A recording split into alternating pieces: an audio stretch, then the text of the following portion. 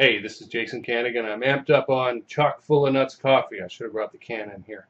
I made a batch this morning and it didn't taste so great, probably because I didn't put enough grounds in, but the caffeine's definitely working. So I thought, hey, how about I share with you some of the things that I've been looking at and that have been going through my head in the last little while. And the first thing I wanted to talk about is a little bit of critical thinking, which I think is lacking in our modern world. So let me go off on a little bit of a rant here.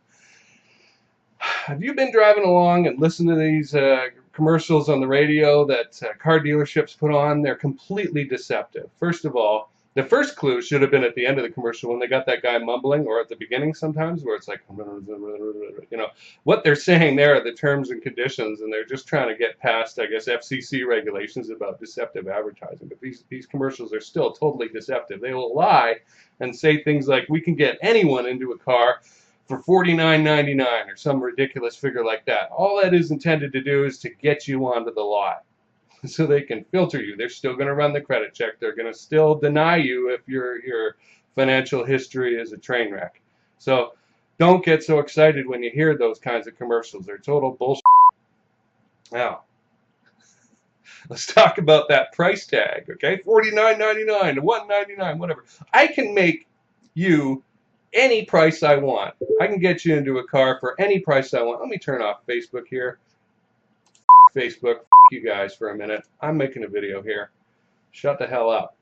All right, I can get you into any price at any vehicle. I could make it $1 a month. Do you know how I do it? If I'm the dealership, I make the down payment that much, okay? X minus whatever the payment is. I get $1 times 60 for 60 months. Fine. Retail price minus probably about $100 to handle interest and fees and all that crap. Okay, it's an utter lie. And then they're going to stack those dealership fees on top of it, financing fees and that. You ain't paying $49 a month. Okay, it's based on a minimum price down. You're not going to walk off the lot having shelled out $50 and now you got yourself a brand new F-150. Not going to happen. So start thinking critically. Don't just let radio ads and TV ads wash over you and absorb them. Don't do that. Critically examine every bit of information or data that's being thrown at you before you let it into your head. Okay? I heard one of these commercials this morning and it set me off in the car because it was just an utter lie with the sole purpose of getting as many people onto their dealership. And hey, fair is fair, you know, but it's still deceptive and you need to be critically aware when you're listening to these things. I don't care what you're doing. Make sure that you're watchful of what goes into your head. All right, there's my rant. Now, I want to talk to you about a series that I've been reading. It's called Locke Key. It's by Stephen King's son, Joe Hill, who chose not to use his father's name, but his mother's name, and a graphic artist named Gabriel Rodriguez, and it is freaking fantastic. The artwork is fantastic. This is a kind of a horror story. There's a ghost that's bothering people, but he's able to change shape and take on physical form, and that's pretty well explained in this series. This is the first couple books I bought in the series were soft cover. I highly recommend, and this is going to cost you $20, okay? But I highly recommend you picking up this hardcover version. They're just a lot more durable, and the graphic artists have put in a lot of extra little goodies at the end. They'll do an art gallery at the end, and they're really, I'll put in some stills here. They're really fantastic. Disturbing, scary, not for small children, a lot of fun, real grown-up, scary stories. Highly recommended.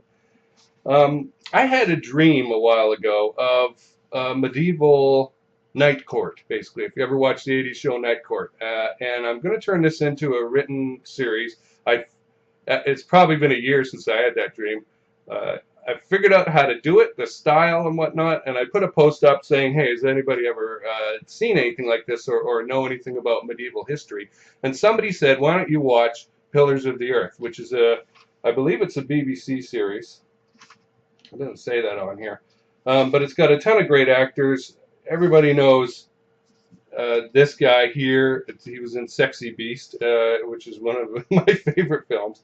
Donald Sutherland's in it, and it's just about. I've only watched the first 2 episodes, but it's quite good. It's about a builder, master builder here, who is intent on creating a new style of cathedral, and basically he's betting his whole life on it. And there's other skullduggery and politics and stuff like that that are getting into it. It's pretty good so far. In terms of, there's another pet peeve of mine. People write fictional history, right? And they insert characters from today who think like people today and have the standards of people today into that story. And that pisses me off. Like, no. Try and write it as if those people are thinking and believing things and have those limiting beliefs of those times, okay? And so this series so far is doing a pretty good job of that. All right.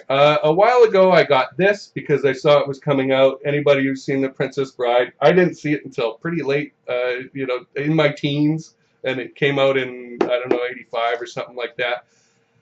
This is As You Wish, stories about making the movie The Princess Bride by the guy who played our Man in Black here.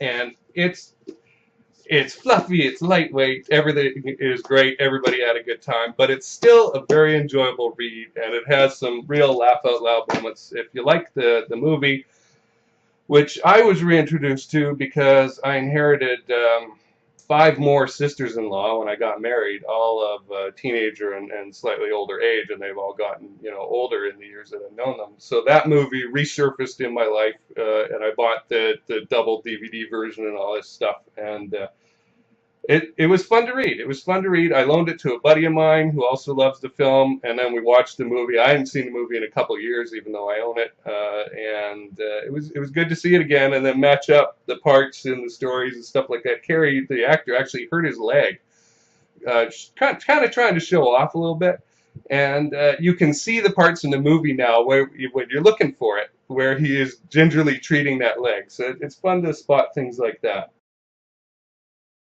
And I want to finish up with this. This is called Summer of Night by a fellow named Dan Simmons.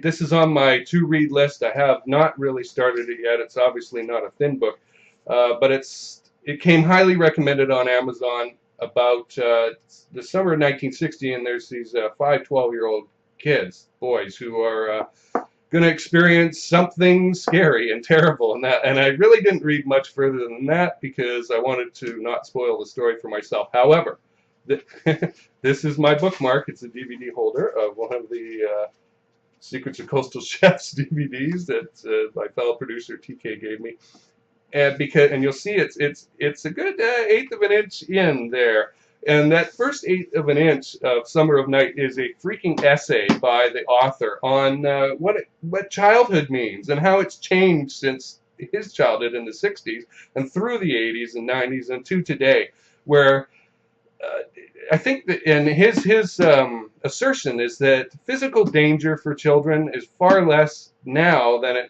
or pretty much the same, as it was then. It hasn't really got that much more dangerous, and yet parents are terrified to let their kids go outside and play.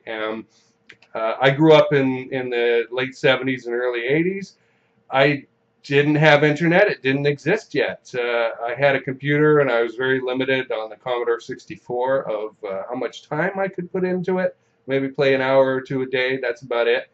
And we weren't allowed to watch much TV. Television came on at around 7, 8 o'clock at night and was turned off by 10, 10:30, and then my parents went to bed, and everybody else better shut the hell up in the household. And you were encouraged to go to sleep early, too. So my childhood was spent a lot over at friends and being home by 9 o'clock and that kind of thing. And we spent a lot of time outside.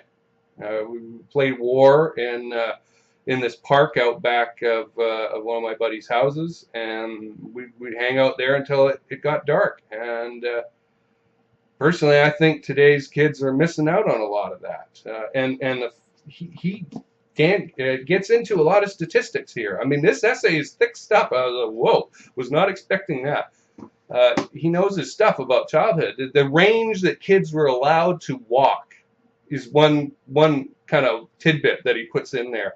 Well worth reading, just for this essay alone so far, about how kids in the 60s were allowed to walk like miles. Right? And then in the 80s, it kind of shrunk back a bit, and they were allowed to go a couple miles away from home. And nowadays, they're not allowed to go anywhere. Right?